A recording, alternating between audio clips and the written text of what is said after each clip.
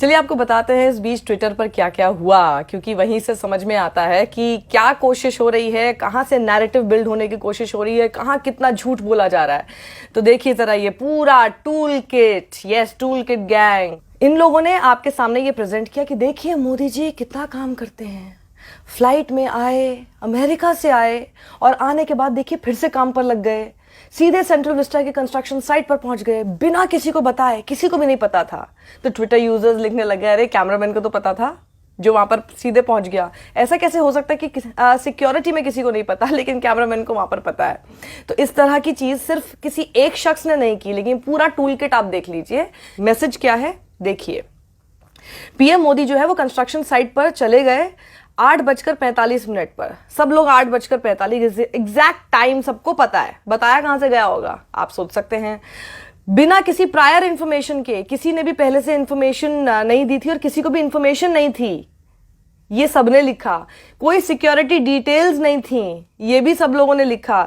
Sources कहते हैं, सूत्र, और मीडिया चैनल के सूत्र कैसे वो मैंने आपको कुछ दिन पहले बता दिया था। सूत्र कहते हैं कि 30 मिनट तक वो वहां पर रहे और फर्स्ट हैंड खुद ही इंस्पेक्शन उन्होंने वहां पर किया कंस्ट्रक्शन साइट की, पार्लियामेंट बिल्डिंग की।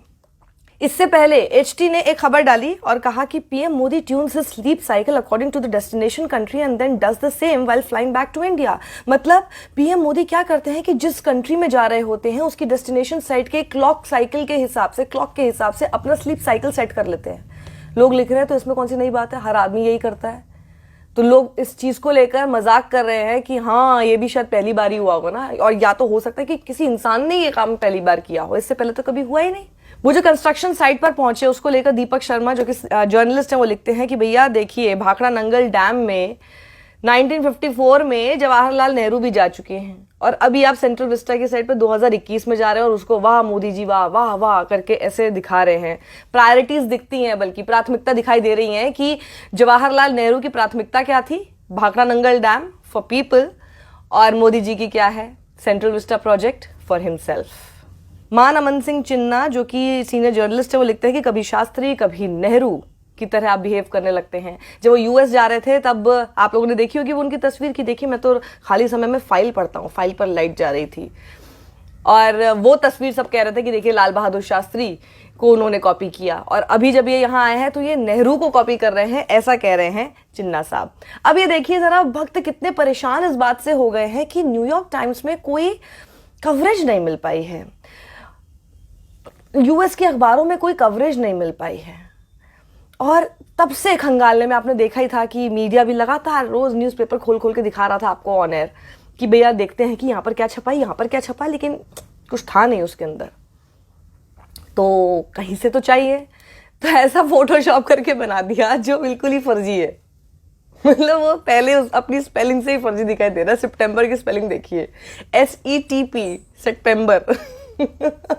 भक्त थोड़ा पढ़ लो, जब फोटोशॉप करते हो तो थोड़ा सा तो ओरिजिनल दिखने लगे।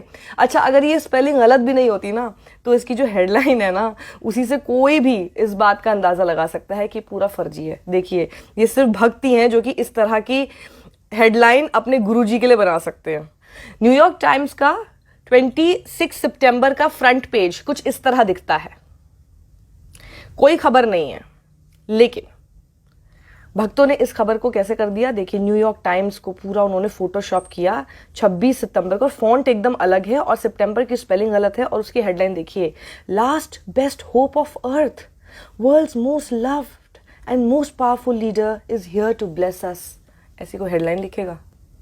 ये भक्तिमय हेडलाइन वहां का न्यूज़पेपर नहीं लिखते हैं भाई, इन्होंने इंडियन मीडिया की तरह ना वहां की मीडिया को समझ लिया। थोड़ा जब नकल करो अकल लगाओ, यही हम आपको लगातार बोलते रहते हैं, यही मुझे प्रॉब्लम है तुम लोगों से भक्तों।